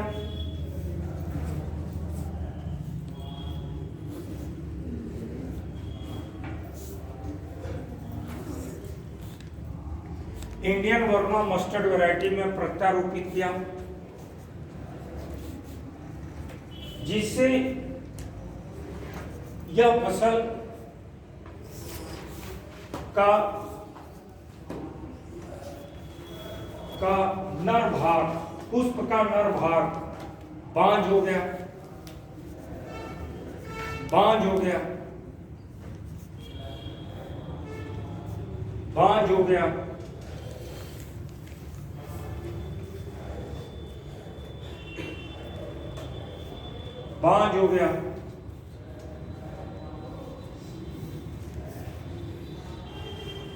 और सरसों की दूसरी वैरायटी ईस्ट यूरोपियन अर्ली हीरा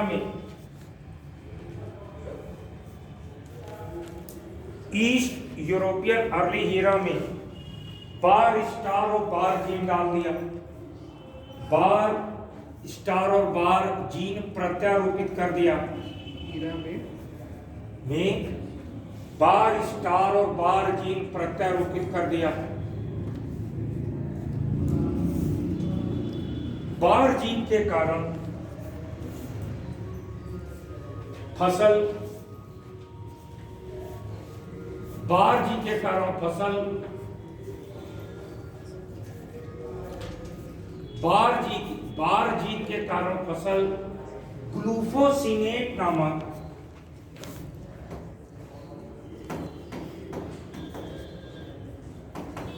खरपतवारनाशी के प्रति प्रतिरोधी हो जाता है।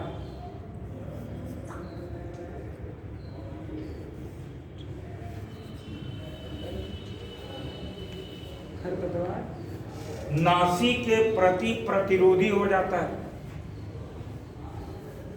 जबकि बार स्टार जीन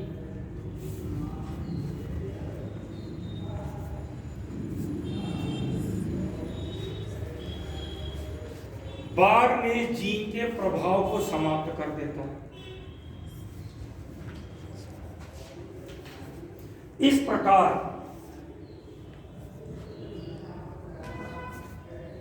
इन दोनों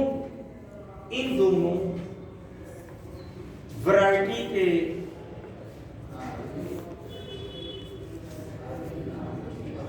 क्रॉस से DMH11 तैयार हुआ, जो कि DMH11 तैयार हुआ, जो कि ग्लूकोसिनेट के प्रति प्रतिरोधी तथा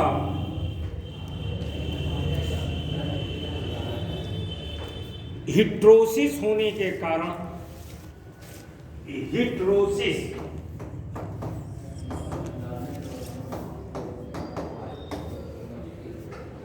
ज्यादा उत्पादन देने वाली फसल।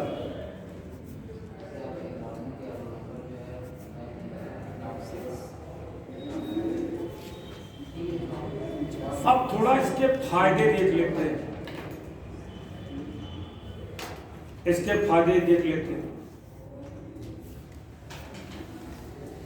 DMH के फायदे, बेनिफिट ऑफ DMH11।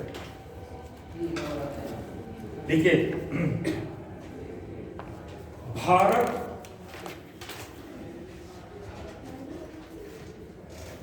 लगभग अपनी आवश्यकता का 60% खाने वाला तेल, 60% खाने वाला तेल विदेशों से आयात करता है।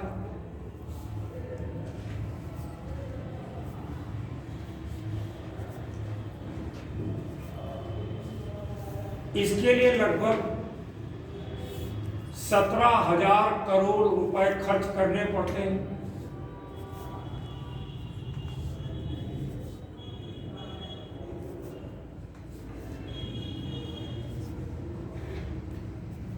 DMH11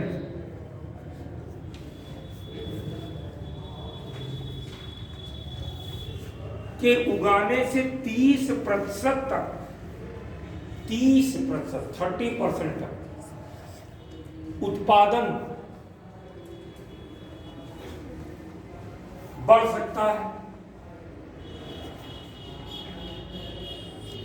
जिससे तेल आयात में कमी आएगी।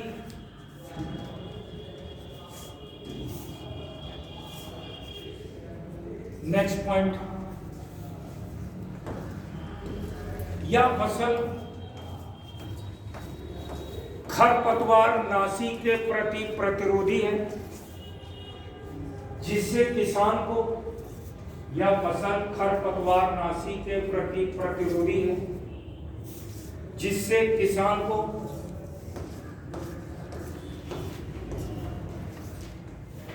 खरपतवार हटाने के लिए लेबर की आवश्यकता बहुत कम हो जाएगी।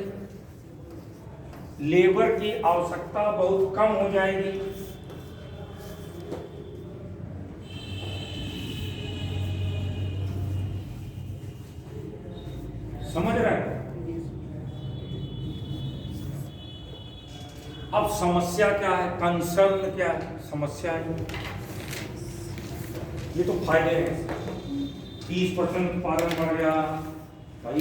अब आप सरसों लगा दो तो खरपतवार नाशी का उपयोग करोगे तो खरपतवार मरेगा। खरपतवार समझ रहे हो कि नहीं? जी सर। तो खरपतवार नष्ट हो जाएगा, फसल बचेगी। अगर आप मजदूरों से नुचवाओगे तो पैसा ज़्यादा लगेगा कि नहीं लगेगा? मजदूरी लेगा कि नहीं लेगा? तो ये फायदे हैं। अब नुकसान देखिए क्या, पहला पॉइंट समस्या में। अब देखिए ये जो फसल बन रही है पॉलिनेशन हो रहा है। अब पॉलिनेशन जो फसलों में करता है वो करता है हनी बी, मधुमक्खी। अब ये जो जीन है मधुमक्खी क्यों करता है? आपके लिए तो करता नहीं है, चूसता फूलों का रस। तो जो फूलों का रस चूसेगा उसके शरीर पर इस जीन का क्या प्रभाव, इसका कोई जानकारी है? मधुमक्खी फूलों का रस चूसता है कि नहीं चूसता? तो जब फूलों का रस चूसेगा तो ये जीन उसके शरीर की, ये जीन जो है आर्मीज एंजाइम बनाता है, आर्मीज एंजाइम। और इसी एंजाइम के कारण इसका नर भाग बांझ हो जाता है। अब ये बार स्टार जीन या ये जीन जो विशेष प्रकार के पदार्थ बना रहे हैं वो हनी बी जब रस चूसेगा तो उसके शरीर में जाएगा। जी सर।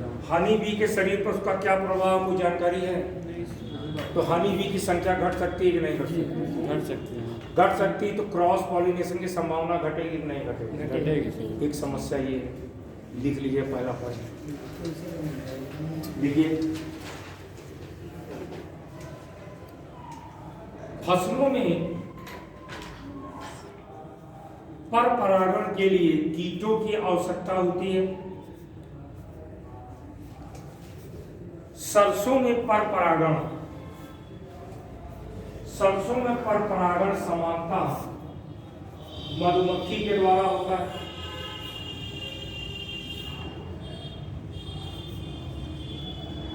मधुमक्खी पर इन जीन्स का या इन जीनों का असर, तीनों जीन, इन जीनों का ब्रैकेट लिख लीजिए, बार बार स्टार बारनेस, क्या क्या कुप्रभाव है, का क्या कुप्रभाव है?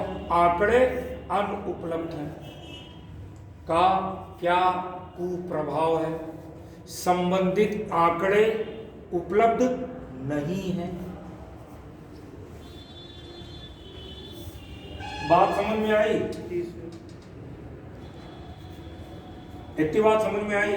जी सर। दूसरा कारण देखिए। अब देखिए आपने शायद इकोलॉजी इन्वायरमेंट पढ़ा है। ये जो परागकण है ये यहाँ से निकलेगा, वायु के द्वारा भी परागण होता है। जी सर। ये परागण बहुत सारे होता क्या है कि जैसे कभी कभी एक दूसरी स्पीसीज में परागण हो, ये परागण मान लीजिए वीड में पहुँच गया, वीड का मतलब खरपतवार में, तो ये वाला जीन कहाँ पहुँच जाएगा? खरपतवार। यानी खरपतवार भी ग्लूफोसिनेट के प्रति प्रतिरोधी, यानी कुल मिला के सुपर वीड बन सकता है।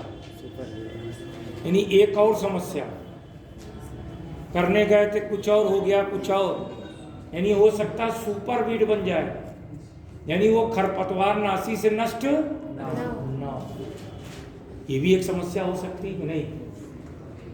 जब तक ये सब सूक्ष्म चीज़ों पे आप सोचेंगे नहीं, मेल में लिख नहीं पाए। ये समझ लीजिए, जो अभी बता रहा हूँ ये यूपीएससी पूछता, अभी तक तो बच्चों वाली चीज़ थी, ये पूछता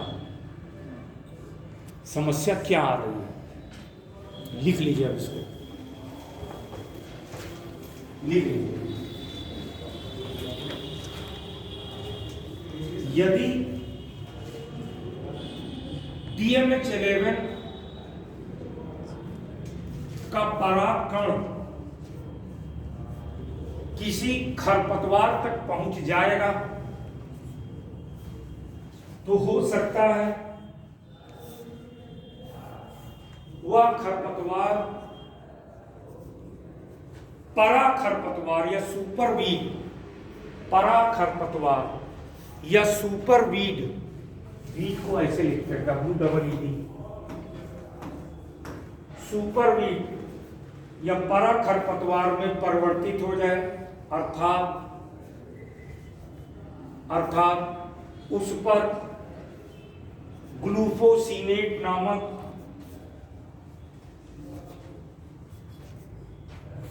खरपतवार नाशी का प्रभाव न पड़े।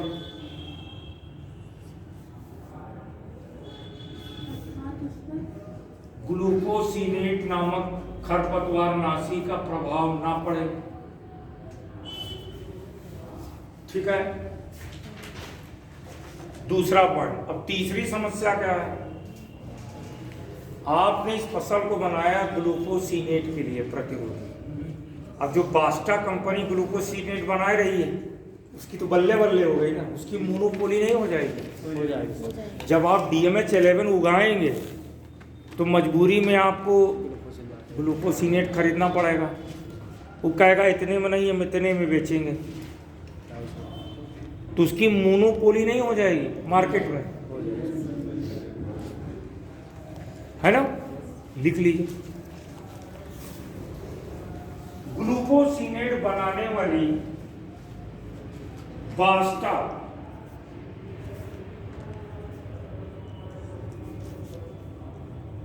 ग्लूफोसिनेट बनाने वाली कंपनी बास्टा का बाजार में मोनोपोली हो सकती है, मोनोपोली हो सकती है। ठीक, एक और समस्या है जो भीषण समस्या। ऐसा तेल तो आदमी ने कभी खाया नहीं ना। आप जो तेल खाएंगे उसमें ये वाला जीन जाएगा कि नहीं जाएगा? हो सकता है ये कार्सिनोजेनिक हो। कार्सिनोजेनिक का मतलब कैंसर का कारण हो सकता है। ये तेल आपके शरीर में जाए तो कैंसर का कारण बन सकता। कैंसर क्या होता है जानते हो? एक नॉर्मल ग्रोथ अफसर। साधारण भाषा में हम बताएं, आपको रोज 2 पड़ाका मारे, जबरदस्ती मारे, तो एक दिन आप रिएक्ट करोगे, बस उसी का नाम कैंसर। होता क्या है थोड़ा समझ लीजिए। जैसे बॉडी का ये कोई पार्ट है, ठीक, इस पे लगातार रेडिएशन हो रहा, या इस पर लगातार माइक्रो ऑर्गेनिज्म का हमला हो रहा, या इस पर लगातार कोई केमिकल गिर रहा, जैसे पान गुटखा लोग खाते हैं, तो यहाँ की जो सेल्स होती है ना, इसमें एक 20 जीन्स होते हैं जिनको प्रोटो जीन्स कहते हैं। ओंकोलॉजी में कैंसर का अध्ययन करते हैं, तो 20 प्रोटो जीन्स होते हैं जिसके कारण वृद्धि विकास होता है। एक उम्र के बाद ये जीन इनएक्टिव होकर पड़े रहते हैं चुपचाप मस्ती में, और जब आप उनको जबरदस्ती इरिटेट करते हो ना इन तीनों तरीकों से, तो वो जीन क्या होता है? एक्टिव हो जाता है। और जब एक्टिव हो जाता है तो अनियंत्रित कोशिका विभाजन, यानी यहाँ पर क्या होगा? अनियंत्रित कोशिका विभाजन होने लगेगा। इसी को कैंसर कहते हैं। आज से 50 साल पहले उतना नहीं होता था जितना आज होता है। इसका एक बहुत बड़ा कारण क्लाइमेट चेंज भी है। और आप अगर उठा के नेट पे जाएंगे, सबसे ज़्यादा नोबल कैंसर के रोग के खोजकर्ताओं को मिला है 1971 में। कीमोथेरेपी रेट, देखिए कैंसर के इलाज की जो विधियां हैं, एक तो कीमोथेरेपी, एक है रेडियोथेरेपी,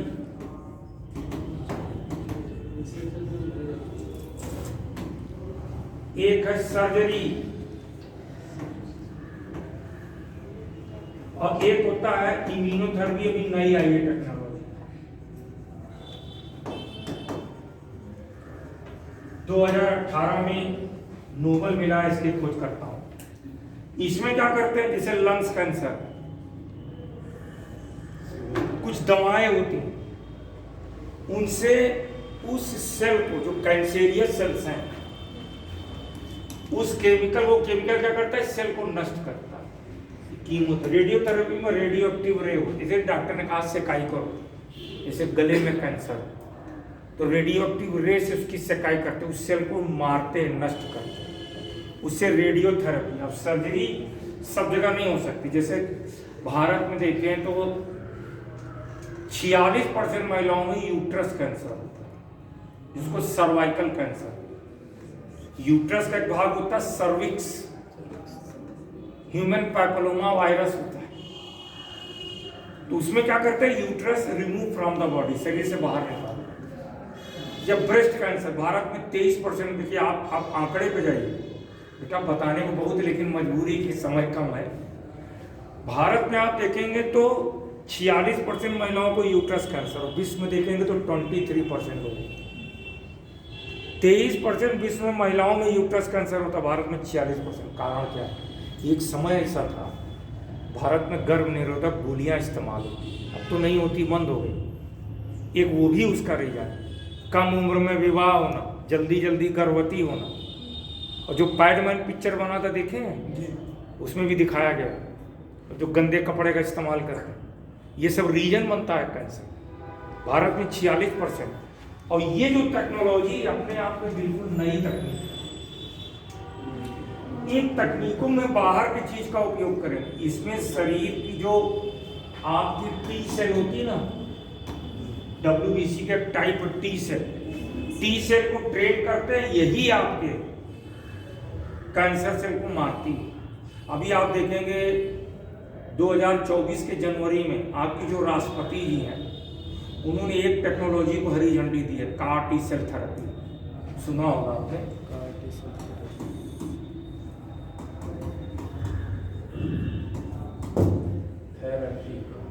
ये कार टी सेल थेरेपी जो है, ये एक प्रकार की इम्यूनोथेरेपी, कीमेरिक एंटीजन रिसेप्टर थेरेपी।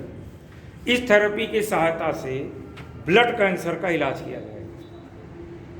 ऐसा नहीं कि भारत ने इस टेक्नोलॉजी को बनाया। देखिए अंतर, कार टी सेल थेरेपी विदेशों में यूज़ होती थी, 1.5 करोड़ खर्चा होता था। अब भारत में जब ये तकनीक डेवलप हो गई तो 38 लाख में काम हो जाएगा, 38 से 40 लाख, ये अंतर। ये प्रकार की आप ऐसे समझिए मोटे मोटे शब्दों में, आपके शरीर की प्रतिरोधक प्रणाली ही कैंसर सेल को मार रही है। इन सब में बाहर इसमें केमिकल यूज हो रहा है, इसमें रेडियो एक्टिव रे यूज हो रही है, और सर्जरी में काट के निकाल रहे हैं। इसमें क्या हो रहा है, शरीर की प्रतिरोधक प्रणाली ही कैंसर को नष्ट करेगी। तो सबसे अच्छी तकनीक में ये हो जाए, तो कैंसर में आप देखेंगे इसके लिए 2018 का थॉमस एलिसन को नोबेल मिला इम्यूनोथेरेपी। नेट पे जाइएगा, इम्यूनोथेरेपी डालिएगा तो आ जाएगा आपका अपने आप। 2018 में नोबेल मिला इसके लिए, ठीक है। अब कैंसर की बात आई तो थोड़ा सा बता दिया आपको। तो मैं कहाँ पे था, क्या बात कर रहा था? अच्छा ये तो बात समझ में आई, तो लिख लीजिए अगला पॉइंट। देखिए DMH 11 में उपस्थित इन जीन के कारण मानव में कैंसर होने की संभावना हो सकती है। मानव में कैंसर होने की संभावना हो सकती है, अर्थात ये जीन कार्सिनोजेनिक हो सकते हैं।